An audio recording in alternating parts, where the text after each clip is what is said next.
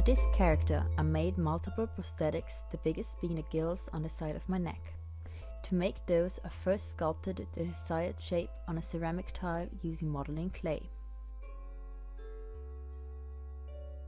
Once I was happy with the shape, I started blending the clay into the tiles as seamlessly and thin as possible, so the edges of the prosthetic would be less noticeable later on.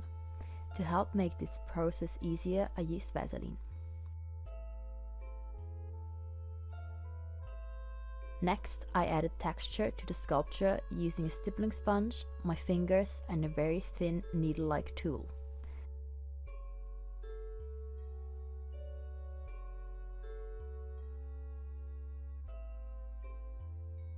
Lastly, I sealed the whole sculpture using polish.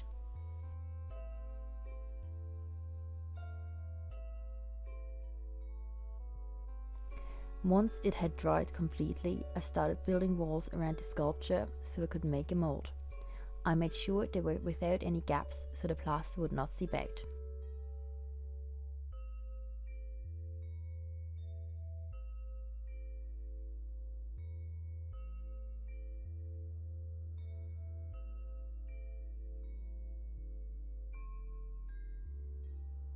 Before I filled the mold, I applied a thin layer of Vaseline all over the sculpture and walls so that removing the plaster would be easier. I mixed 2 parts plaster with 1 part water together until they started to thicken slightly. Then I removed all the air bubbles in the mixture by tapping the table and then carefully popping them. Lastly, I poured the plaster onto the sculpture and let it set overnight. When it was set, I removed the walls and gently wiggled the mold until it came off. Next, I filled any holes with more modeling clay and rebuilt a few parts that broke off. I once again sealed everything.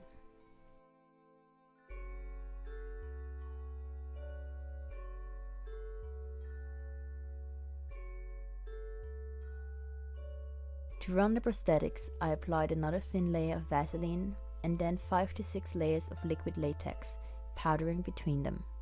I made sure to keep the edges of the prosthetic very thin.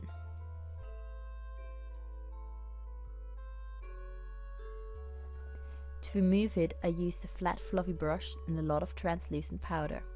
I gently pushed the brush under one of the edges and slowly pulled the latex off the mold, powdering the whole thing so it wouldn't stick to itself.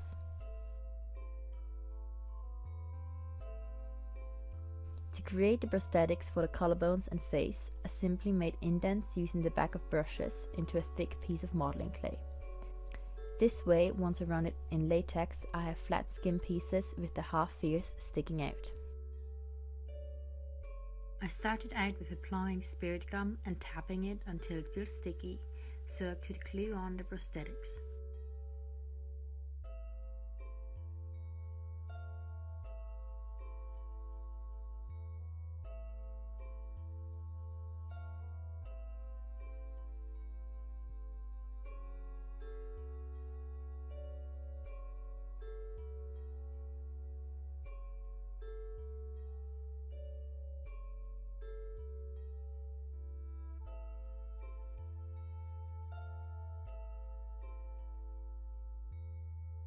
I also use spirit gum to glue down my eyebrows as flat as possible.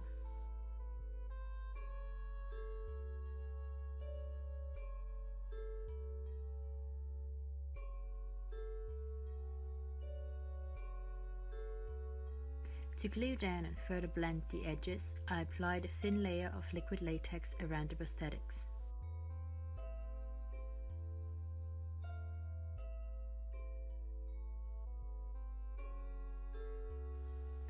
After powdering the latex, I painted my chest and face white using water-activated body paint.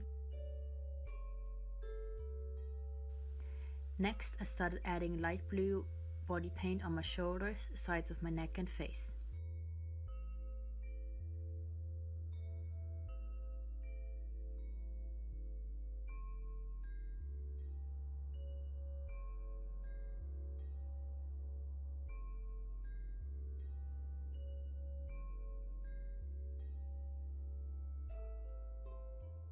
I I shaded the blue, keeping the inner edges the darkest.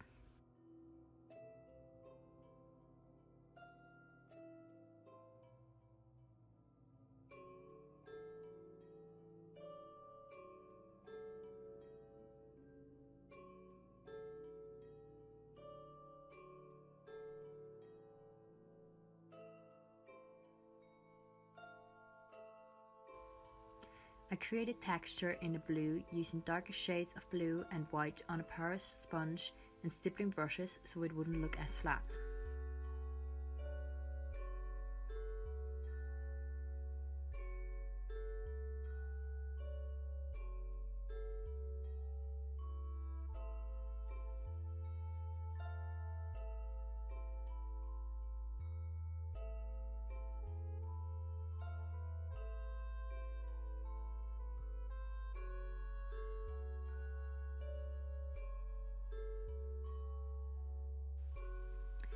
I added yellow to all the high points of the prosthetics as a base for the gold highlighter I'm going to apply later.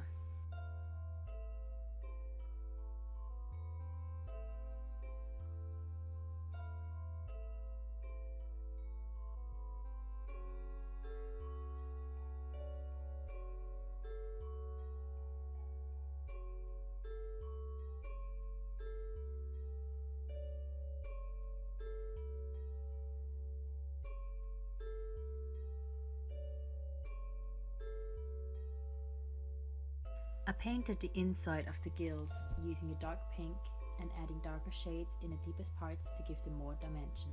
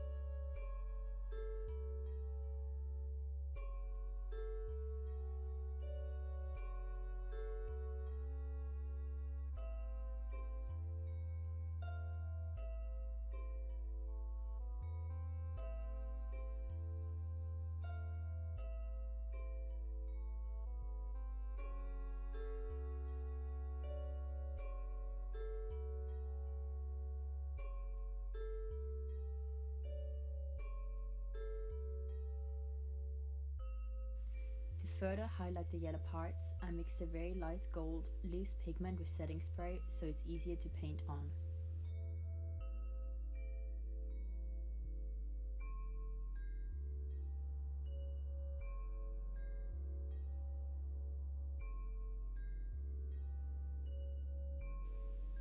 I added shading with eyeshadow under my lip and above the cupid's bow so my lips looked fuller, and then added more blue and black shading to the insides of my lips.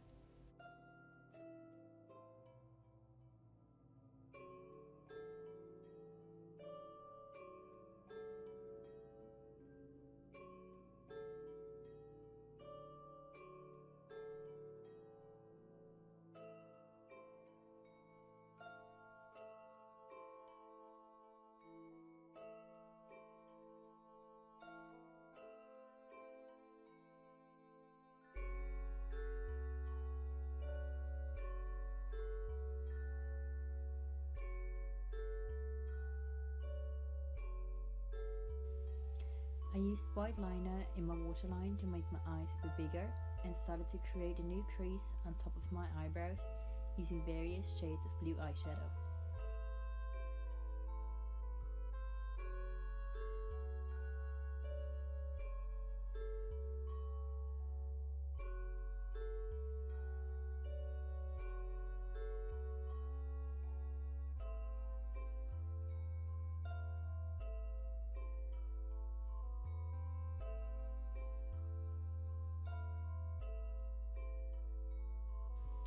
I did the same under the eye, leaving some space white directly under the waterline to make my eyes look bigger.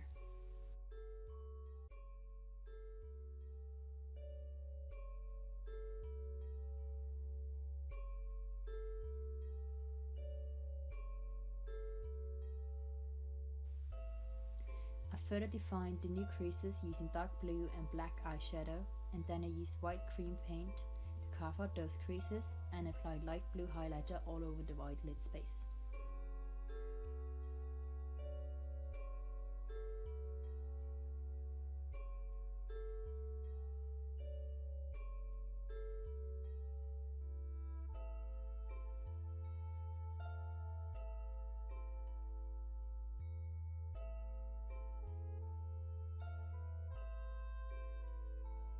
Next, I applied liquid liner to the top lid, doing quite a thick line with a long wing. I connected it with the new lower lash line I created and also extended it in the inner corner.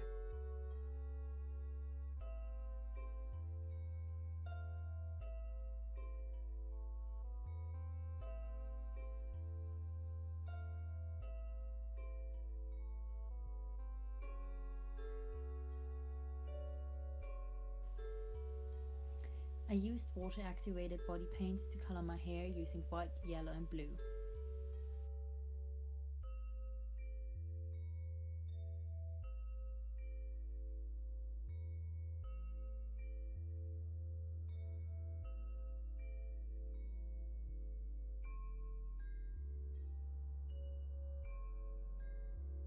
Boom! Creepy contacts. Next, I applied mascara to my upper lashes only and then glued on fake lashes. I made those out of black paper by cutting long, thin triangles and cutting them around a pen.